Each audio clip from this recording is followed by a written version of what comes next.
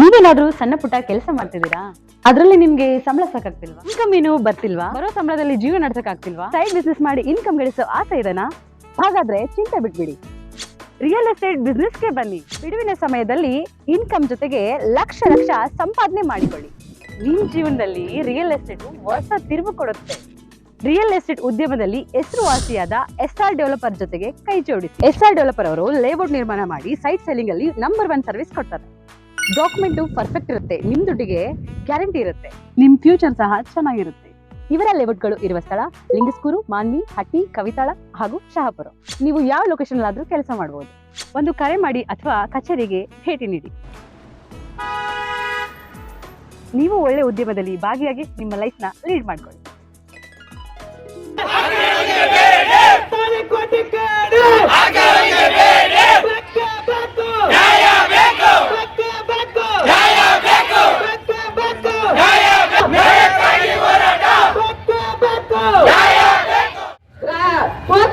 ನಡೆದಂತ ಘಟನೆಯಿಂದ ಪಾಪ 7 ವರ್ಷದ ಮಗು ಅತ್ಯಾಚಾರದಿಂದ ನರಳಿ ಇದಾಗಿದೆ ಎಂಬುದನ್ನು ತಿಳಿದು ಬಂದಿದೆ.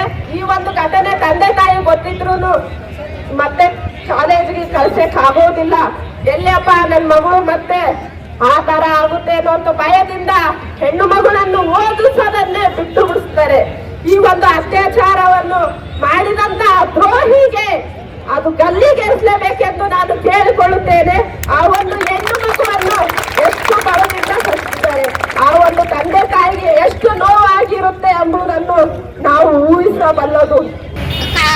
ನಮ್ಮ ಸಂವಿಧಾನದಲ್ಲಿ ತಿದ್ದುಪಡಿ ಮೂಲಕ ಒಂದು ಕಠಿಣ ಕಾನೂನು ಹೊರ ಬಂದಾಗ, ಜಾರಿ ಬಂದಾಗ ಮಾತ್ರ ಈ ಅಂತ ಅಹಿತಕರ ಘಟನೆಗಳನ್ನ ತಡಿಬಹುದು.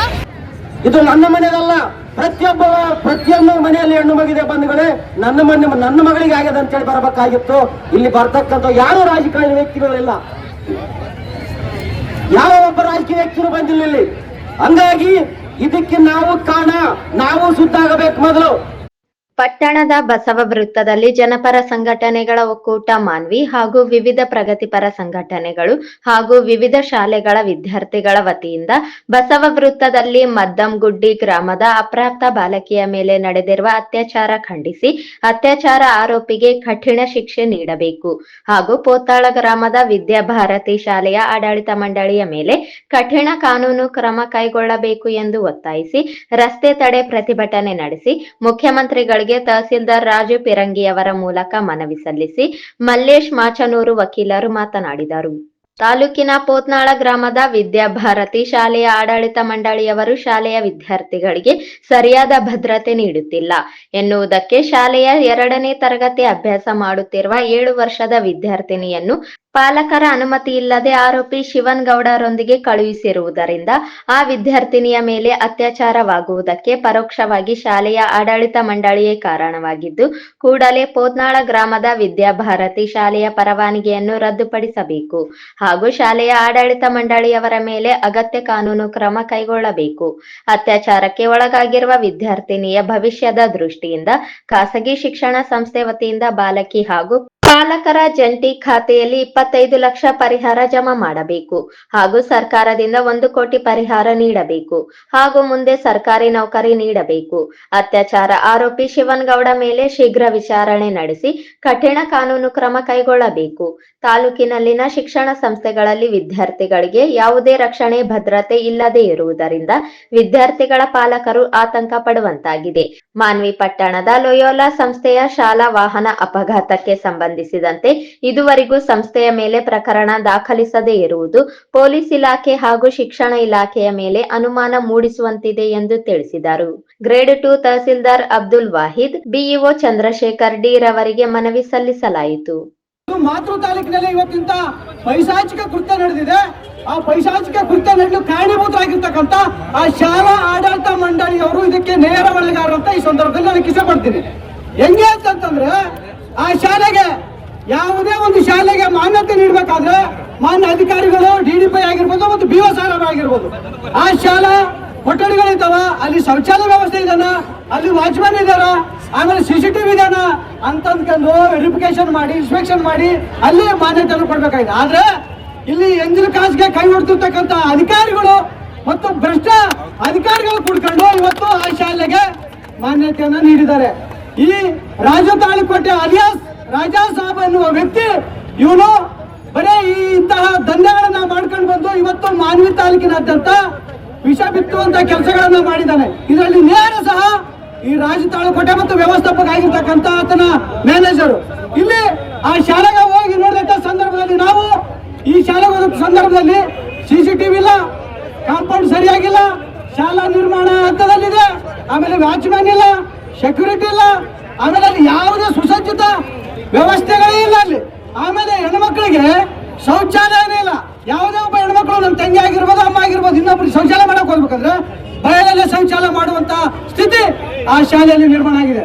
ಮಾನ್ಯ ಇಲ್ಲಿ ಮಕ್ಕಳ ರಕ್ಷಣೆ ಇಲಾಖೆ ಅಧಿಕಾರಿ ಆಗಿರ್ತಕ್ಕಂಥ ಮನ್ಸೂರ್ ಅಹ್ಮದ್ ಸರ್ ಅವರು ಯಾವುದೋ ಒಂದು ಕುತಂತ್ರದಿಂದ ಈ ಸಭೆಗೆ ನಿನ್ನೆ ಮತ್ತು ಇವತ್ತು ಪ್ರತಿಭಟನೆಗೆ ಹಾಜರಾಗಿಲ್ಲ. ಹೀಗಾಗಿ ಮಾನ್ಯ ದಂಡಾಧಿಕಾರಿಗಳು ಅವ್ರಿಗೆ ಶೋಕಾಸ್ ನೀಡೋದ್ರ ಮೂಲಕ, ನೋಟಿಸ್ ನೀಡೋದ್ರ ಮೂಲಕ ಈ ರಕ್ಷಣಾ ಏನು CDP ಆಗಿರ್ತಕ್ಕಂಥ ಮನ್ಸೂರ್ ಅಹ್ಮದ್ ಅವರನ್ನ ಈ ಕೂಡಲೇ ಅವ್ರನ್ನ ಅಮಾನತು ಮಾಡಲು ಶಿಫಾರಸು ಮಾಡ್ಬೇಕಂತ ಕೇಳ್ಕೊಳ್ತಾ ಇದ್ದಾರೆ. ಅದ್ರ ಜೊತೆಗೆ ಮಾನ್ಯ DDP ಸಾಹೇಬರು ಮತ್ತು BO ಸಾಹೇಬರು ಆ ಶಾಲಾ ಮಾನ್ಯ ರದ್ದತಿ ಕೋರಿ ತಾವು ಕೋರಿಕೆ ಪತ್ರ ಮೂಲಕ ನಮ್ಮ ಮನವಿ ಪತ್ರನ ಉಲ್ಲೇಖ ಮಾಡಿಕೊಂಡು ನೀವು ಶಾಲಾವನ್ನ ಮಾನ್ಯತೆಯನ್ನ ರದ್ದುಪಡಿಸಲು ತಕ್ಷಣದಲ್ಲೇ ಇವತ್ತೇ ನೀವು ಕೂಡಲೇ ಆ ಶಾಲಾ ರದ್ದತಿಗೆ ನೀವು ಮೆಮೊರಂಡಮ್ ಅನ್ನು ಒಂದು ಲೆಟರ್ ಆ ಮಗುವಿಗೆ ಉತ್ತಮವಾದಂತಹ ಗುಣಮಟ್ಟದ ಚಿಕಿತ್ಸೆಯನ್ನು ಕೊಡಿಸಬೇಕಾಗಿದೆ. ಇವತ್ತು ಇವತ್ತೇನು ಆಸ್ಪತ್ರೆಗಳಿದಾವೆ, ಆ ಸರ್ಕಾರಿ ಆಸ್ಪತ್ರೆಗಳಿಗೆ ಬಡವರಿಗೆ ನಿಟ್ಟಿನಲ್ಲಿ ಇವತ್ತು ನಮ್ಗೆ ಅದರ ಟಾರ್ಗೆಟ್ ಅನ್ನು ಫಿಕ್ಸ್ ಮಾಡಿದ್ದಾರೆ. ಬಡವರು ಮಾತ್ರ ಸರ್ಕಾರಿ ಆಸ್ಪತ್ರೆಗಳು ಹೋಗ್ಬೇಕು. ಹೀಗಾಗಿ ಕೂಡಲೇ ಆ ಮಗುವನ್ನ ಏನು ಅಸ್ವಸ್ಥಗೊಂಡಂತ ಮಗುವನ್ನ ಪ್ರೈವೇಟ್ ಆಸ್ಪತ್ರೆಯಲ್ಲಿ ತೋರಿಸಿ ಆ ಮಗುವಿಗೆ ಉನ್ನತ ಹಂತದವರೆಗೆ ಓದೋದಕ್ಕೆ ಸಹಾಯ ಮಾಡಬೇಕು. ಜೊತೆಗೆ ಆರ್ಥಿಕವಾಗಿ ನೊಂದಿರ್ತಕ್ಕಂಥ ಆ ಕುಟುಂಬಕ್ಕೆ ಈ ಕೂಡಲೇ 50 ರಿಂದ 1 ಕೋಟಿ ರೂಪಾಯಿವರೆಗೂ ಅವರಿಗೆ ಪರಿಹಾರ ನೀಡಬೇಕಂತ ಇದ್ರ ಮೂಲಕ ಹೇಳ್ತೇನೆ. ಅದೇ ರೀತಿಯಾಗಿ ಈ ಕೃತ್ಯವನ್ನು ಸಿಗಿರ್ತಕ್ಕಂಥ ಶಿವನಗೌಡ ಅವನನ್ನ ಈ ಕೂಡಲೇ ತಾವುಗಳು ದಂಡಾಧಿಕಾರಿಗಳು ಮತ್ತು ಪೊಲೀಸ್ ಇಲಾಖೆ ಸೇರ್ಕೊಂಡು ಅವನ ಎನ್ಕೌಂಟರ್ ಮಾಡುವ ನಿಟ್ಟಿನಲ್ಲಿ ತಾವು ಕಾರ್ಯಪ್ರವೃತ್ತರಾಗಬೇಕೆಂದು ಈ ಹೋರಾಟದ ಮೂಲಕ ತಮಗೆ 1 ಗಂಟೆಗೂ ಹೆಚ್ಚು ಕಾಲ ರಸ್ತೆ ತಡೆ ನಡೆಸಿದ್ದರಿಂದ ರಸ್ತೆ ಸಂಚಾರದಲ್ಲಿ ಅಡಚಣೆಯಾಯಿತು.